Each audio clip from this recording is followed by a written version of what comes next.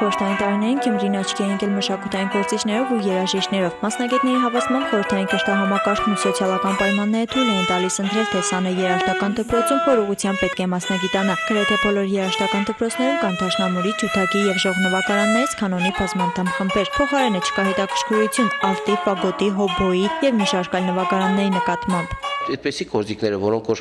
աշակերտներ չեն համալրվում դպրոցում, դա արդեն մանկավարժի խնդիրն է, որ մանկավարժը ինքը պետք է ցկտե, որ կարողանա բացատրել, որ գիտենա, որ թե ինչպիսի գործիք է, դա այդ գործիքի հետ կարող ես ինչ նվագել, ասենք քյամանի հետ կարող ես նվագել դու համահունչ, ասենք քյամանչա գործիքը։ Այսօրվա օրը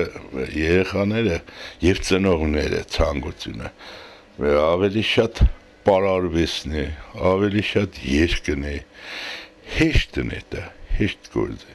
Իսկ հենց դաշնամուր ջութակ որ վերցնես, դրանք օրեգան պետք է ժամերով պարավեն, պետք է հաղթահարեն դրա պաշտությունը։ Անհետացող նվագարանները նախընտրած երեխաների հանդեպ հարկավոր է թե պետական եւ թե մասնագիտական հոգացություն ցուցաբերել։ Ըստ երաժշտական դպրոցների տնօրենների բոլոր շրջանավարտները չեն դառնում կատարող երաժիշտներ։ Հասարակության համար երաժշտական արվեստը մասնագիտություն է, որի ճյուղից պետք է ընտրել առավել եկամտաբերը։ Հիմա բոլոր երեխաները ցկտում են կամ փողային գործիքներին հաջախելու, որ զինվորական ծառայությունների տեղը, ովքեր որ ներկայացնում են իրենց երաժշտական ավարտական վկայական եւ այնտեղ գրված է փողային գործիք են իրենք նվագում, բնականաբար բոլոր երեխաները ծառայելու են նվագախմբերի մեջ։ Երեխան զբաղվել չի ուզում, այ հարցը սրա մեջ է։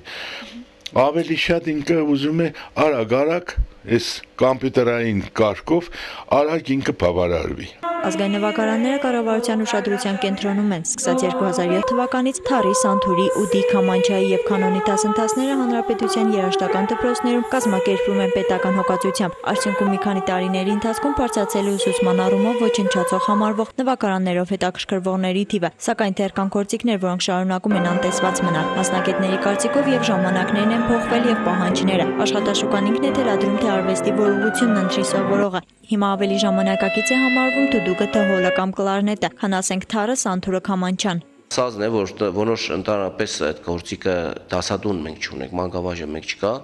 եւ ոչ թե միայն մեր քաղաքում, այլ հանրապետության մեջ Թար, քյամանչա հիմա լավ վիճակի չեն գալիս, այդ գործիքները չկա, օրինակ Թար չկա, քյամանչա չկա։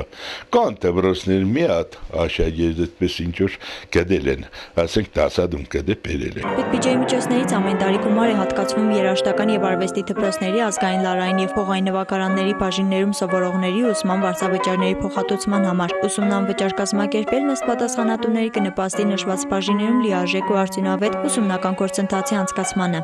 Քանի որ կա նախարարության կողմից, որ պետք է ազատվեն ուսման վարձից, իրենք հաջախում են երեխաները։ Դա արդեն աստիճանաբար տարիների ընթացքում իմ կարծիքով կշտկվի եւ արդեն կգնի իրեն հոնի մեջ։ Պետական հոգացություն լինի դպրոցների նկատմամբ, որ առաջինը դպրոցն է տալիս այդ կադրերը։ Պետպատվերի շրջանակներում իրականացվող գործընթացը աշակերտների խնդիրը լուծել է մասամբ, ասում են ոլորտի պատասխանատուները։ Ըստ նրանց արմատական լուծման համար հարկավոր է ունենալ նաև տվյալ երաժշտական գործիքի մասնագետը։ Հակառակ դեպքում դրանք շարունակաբար կհամարվեն ոչ հեռանկարային։ Էլիզա Ֆրանգուլյան, Արթուր Մաշքարյան, Ազդարար։